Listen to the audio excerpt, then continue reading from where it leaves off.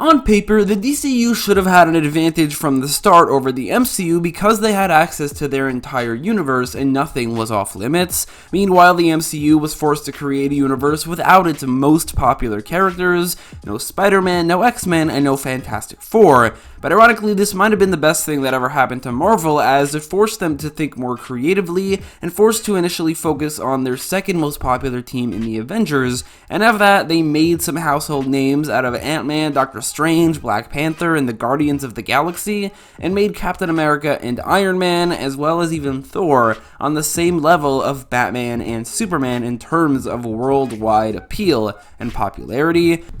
And it got me thinking, plus I've gotten this requested a lot, what if DC were under the same restrictions, and this led to them thinking more creatively and their universe being a lot more successful like the MCU is. It can't be the exact same since there have never been a team in the DC universe more popular than the Justice League, and all their biggest characters in the DC universe are either members of the Justice League or Justice League affiliated teams like the Teen Titans. But without the League there is no universe, so we can't just not have the Justice League. So I decided to not be the exact same as Marvel. I will just not allow them to use the Trinity, no Batman, and no Wonder Woman. And as for Superman, he would be a counterpart to Spider-Man, so he can't be used until Phase 3, and none of the associated characters to any of these characters can be used either. FYI, this structure will be loosely based off the MCU structure, but it doesn't have to be the exact same thing, especially in Phase 3, it won't be an exact copy.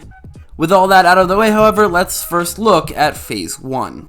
The fact that Green Lantern was the first of the main Justice Leaguers to get a solo movie after Superman and Batman, and also before Wonder Woman, I think means that he should be the first movie in this universe. However, the second movie is going to be a Green Arrow movie, and I think it'd be weird if the first two movies are both about characters with green in their name, so I'll save Green Lantern for a bit later, and instead start with the next character to get a solo movie from the Justice League, aside from Wonder Woman, and that's Aquaman. This movie can be very similar to the Aquaman movie, with much more origin story elements included, and also no past with the Justice League, and they could even use Jason Momoa in the role, since even back in 2008, he was more than old enough to play Aquaman. The second movie is a Green Arrow movie, who I think would be in the Justice League if the Trinity weren't included. This movie would be an origin story as well, partly taking place on the island with Merlin as the main villain, so basically a much more condensed version of Arrow Season 1. I think Green Arrow honestly would have been a great counterpart to Iron Man. They're very similar characters. Both are billionaire playboys who go through a traumatic event where they're either stranded or imprisoned somewhere, and that forges them into a better person who rights the wrong of their past or their father's past. Plus, in real life, they both started a universe. However, Green Arrow started a TV universe which didn't have access to Aquaman or Green Lantern, and I think a cinematic universe which does have access to Aquaman, Green Lantern, and the Flash wouldn't want to put everything on Green Arrow as the first movie. However, while this is a counterpart to The Incredible Hulk, this movie will get a sequel later on. In fact, it will be a trilogy, because like I said, I don't have to exactly copy the structure of the MCU. I think Stephen Amell can be used as the main actor for Green Arrow, as the movie would have come out just 4 years prior to him appearing on Arrow, so age is definitely not a problem. A second Aquaman movie as a counterpart to Iron Man 2 would come out. It would have Black Manta as the main villain, and it would reveal Atlantis to the world to set up a possibility of Aquaman and Atlantis being a part of the Justice League movie, instead of having to explain that in the Justice League movie itself. Next up is The Flash, which would be a very condensed version of the character's TV show's first season, just like Green Arrow, potentially even using Grant Gustin in the role, as this movie would have come out in 2011, which is only 2 years before Grant Gustin first appeared on Arrow. And while Ezra Miller is also an option, I much prefer Grant Gustin. This movie would have the Reverse Flash as the main villain, as like I said, it would be very similar to The Flash Season 1, but a lot more condensed, and obviously it would be an origin story. The next movie is Green Lantern, which would be a counterpart to Captain America the First Avenger, which came out the same year as Green Lantern did. However, Green Lantern failed miserably, unlike its Marvel peers that year. In this world, however, the Green Lantern movie would also star Ryan Reynolds, but it would be a lot better, and alongside its sequels would skyrocket the Green Lantern Corps to insane levels of popularity, which currently they just don't have at all. The movie would be a bit more grounded, taking place mostly on Earth, as I think we shouldn't get to Oa itself and the rest of the Green Lantern Corps aside from maybe a member or two until the sequel, which will be called Green Lantern Corps. The next movie is obviously Justice League, which doesn't include the Trinity, and that makes it pretty easy to pick which comic to base it off of. Justice League Year 1 is a retelling of the Justice League's origin story, which retcons the Trinity out of the origin story completely, adding Black Canary as a founding member, and using an alien invasion by a group of aliens called the Apoplexians as the main villains. I think we should take this story and combine it with the Justice League's original origin story, as the team would consist of the same team from that comic of Aquaman, the Flash, Green Lantern, Martian Manhunter, and Black Canary, plus Green Arrow. And the main villain would be the Justice League's original origin story main villain, Starro the Conqueror, because he's much more interesting than the Apoplexians. I would also add an element to Starro's origin story as being from the Antimatter universe, which sets up this universe's saga. Darkseid and the New Gods are off limits due to being primarily Justice League and Superman characters, so because they're Superman characters, we can't use them. So I think the next best option for a big bad would easily be the Anti-Monitor, meaning the saga will deal with the multiverse right out of the gate and set up Crisis on Infinite Earths.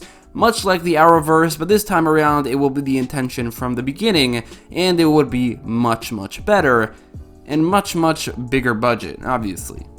So, starting off Phase 2 is Aquaman 3, which would be the final Aquaman movie, and it would introduce Aqualad, as this phase will a bit later introduce the Teen Titans. Obviously, the Titans will not have Robin or Nightwing, however, aside from Nightwing and Wonder Girl, basically all the main Titans are available, so we will use it. The Flash is 100% the franchise where we should start involving alternate universes, as the sequel, The Flash of Two Worlds, would see Barry learn to vibrate into an alternate universe and meet Jake Garrick, the Flash of Earth 2. I would have Grodd as the main villain and take inspiration from the CW show, which had Gorilla City on Earth 2. And I don't mind that change, as we could also put Grodd completely on Earth 2, which just simplifies the story for this movie.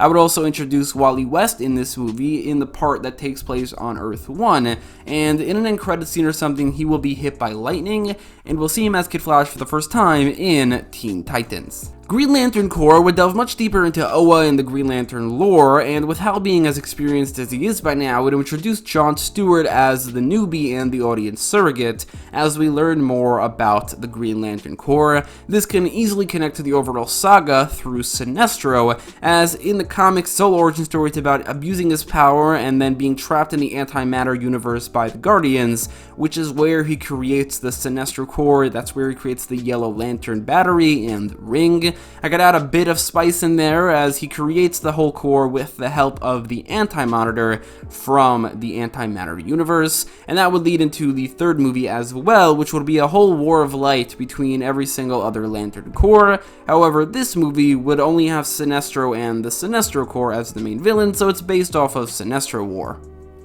After a bit of setup, Phase 2 would introduce a secondary team similar to the Guardians of the Galaxy, who are a lot more connected to the Justice League than the Guardians are to the Avengers in the Teen Titans. The Suicide Squad was the non-Justice League team they went with in the DCEU first, but the Titans are definitely more popular, plus the Suicide Squad uses a lot of Batman villains who are all off limits, like, most importantly, Harley Quinn and Deadshot. The Titans also has one very important Batman character as an essential member. Robin is probably the most important member of the Titans, as the two most popular teams, being the original and then the TV show team, they both have Robin as the only constant. However, we can combine those two teams without Robin, and the team would consist of Raven, Starfire, Cyborg, Beast Boy, Aqualad, and Kid Flash.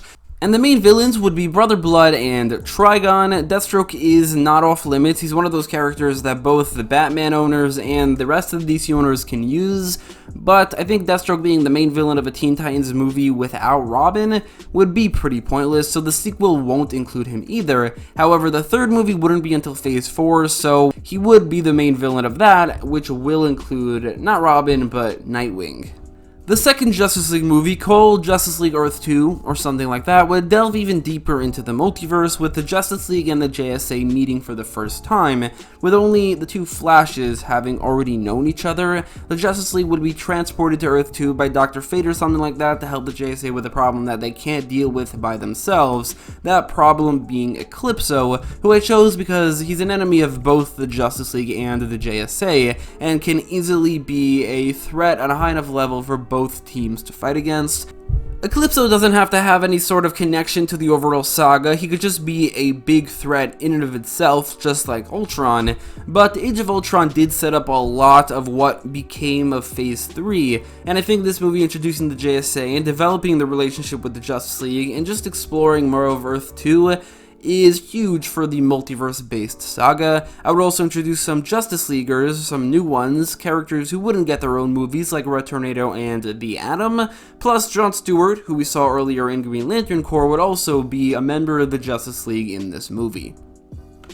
Finally, for Phase 2 is a sequel to Green Arrow, which I'm justifying for this universe as I'm converting the two Ant-Man movies into sequels to The Incredible Hulk, as the last movie introduced so many heroes that we don't really need any more individual franchises, new ones that is, for characters that we haven't met yet. So Phase 3 will have a lot more sequels this time around and a bit less new franchises, and they're really focusing on established characters more so than anything. This movie would be called Green Arrow and Black Canary, similarly titled to Ant-Man and the Wasp, and it will introduce Arsenal, who will later appear in the Teen Titans movie sequel, and Count Vertigo will be the main villain. I put Green Arrow here because it's a nice change of pace and a nice lower stakes adventure between the Justice League movie and the Civil War counterpart, which is even bigger honestly than the Justice League movie itself.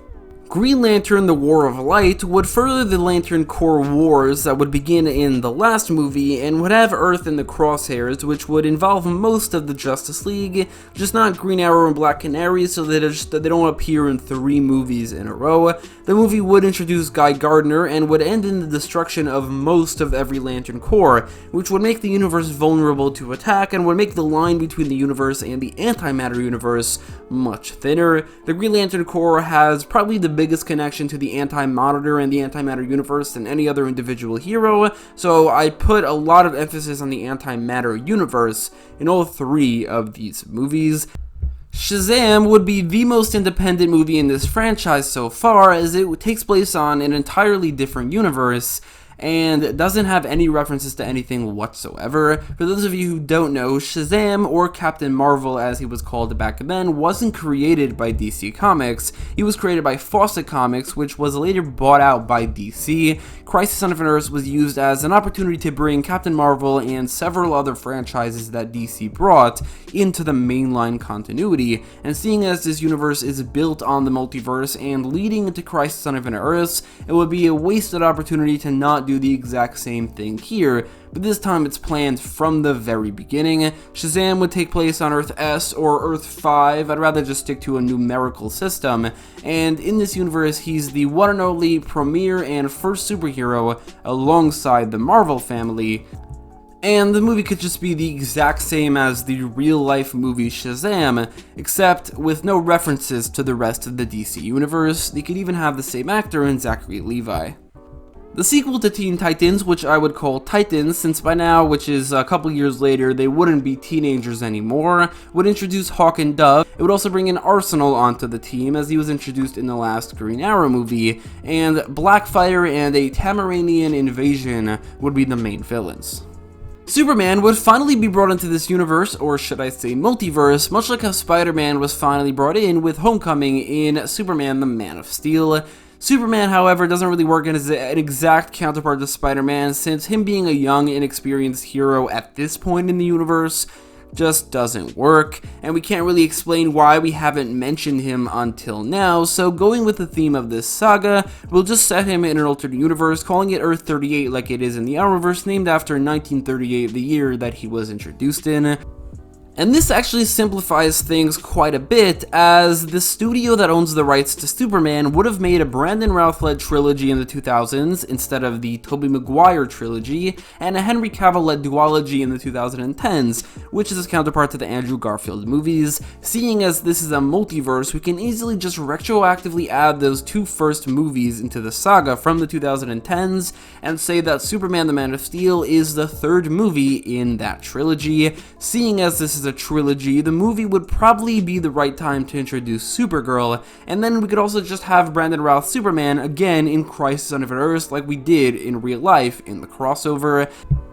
The final Flash movie in the Flash trilogy would have less to do with the overall saga than the Flash of Two Worlds, because obviously it won't focus on the multiverse as much, but it would focus a lot on introducing the concept of the Speed Force and the physical dimension that the speedsters can enter, like they do in the CW show, as that will later on be very important to saving the multiverse in Crisis on Infinite Earths. Blue Beetle was one of the characters from a comic company called Charlton Comics, which inhabited Earth 4 alongside The Question, Captain Atom, and Peacemaker, alongside a couple others that aren't really important. What is important, however, is that the Watchmen are entirely based off the characters from this universe. The more popular version of Blue Beetle, Jaime Reyes, was created by DC and is getting his own movie next year. I would slightly change things here by making this movie about a universe where Ted Kord was the greatest hero in the world, but he sacrifices his life to save the world, and Jaime Reyes takes over as Blue Beetle. In Crisis on Infinite Earths, Jaime Reyes didn't even exist yet, so Ted Kord was the real Blue Beetle, but if we're going to get a Blue Beetle movie, I think a Jaime Reyes-led one would have a lot more demand than a Ted Kord-led one, so that's probably what they would go with. Ted's old teammates in Captain Atom, Question, Peacemaker, and the others would all be involved, and in Crisis on Infinite Earths, this universe would be named Earth 4.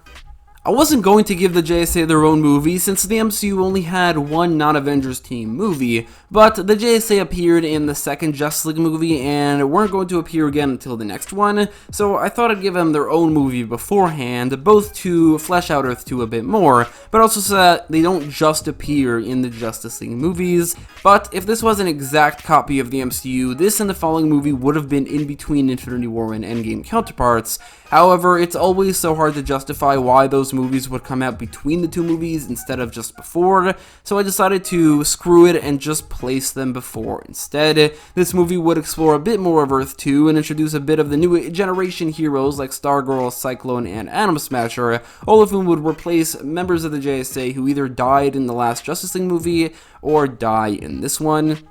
The main villains would be the Injustice Society. One of the members would be Psycho Pirate, who's kidnapped by the Antimatter and brought to the Antimatter universe at the end of this movie, which is really close to everything starting. Finally, before the Crisis is the third Green Arrow movie as a bit of a lower stakes breather right before the Crisis, like I did with the last Green Arrow movie, as a sort of calm before the storm. This movie can also feature Green Lantern and feature a bit of the friendship between Oliver and Hal that we see a lot in the comics, and Prometheus would be the main villain. But even if it does have Green Lantern, the stakes would be fairly low, especially compared to the very next movie, which is obviously Justice League Crisis on Infinite Earths. Justice League Crisis on Infinite Earths would follow up on all the build-up until now. I haven't mentioned the Monitor yet, but he would have had appearances ever so often, mostly in end credit scenes and cameos, maybe like kind of similar to Nick Fury, just appearing ever so often from the very beginning. This Crisis would be very similar to the crossover, but much bigger budget, much better paced, and more focused on story, character moments, and overall epicness than just really relying on cameos to make the crossover. That's not to say that there wouldn't be cameos, it's just that there would be a lot less of them since they don't have the rights to Batman or Wonder Woman just yet. However, the Brandon Routh Superman universe would have a fairly large role. The universes involved would be the main universe Earth 1, the JSA universe Earth 2, the Blue Beetle universe Earth 4, the Shazam universe Earth 5, the Superman universe Earth 38, and the original Superman universe, the Brandon Routh one, which is Earth 99 in the Arrowverse, and you know, it could be anything and doesn't really matter. I actually do like what the crossover did, however, with the twist that instead of just destroying every universe except for 5 of them, the anti-matter wave actually successfully destroyed the entire multiverse, leaving a ragtag group of heroes remaining in the vanishing point to save the day. This movie would end very similarly with the same twist, with the ragtag group of heroes being much larger, and the place to go to not being the vanishing point, but the Speed Force, because like I said, it is very important to introduce the Speed Force in the last Flash movie.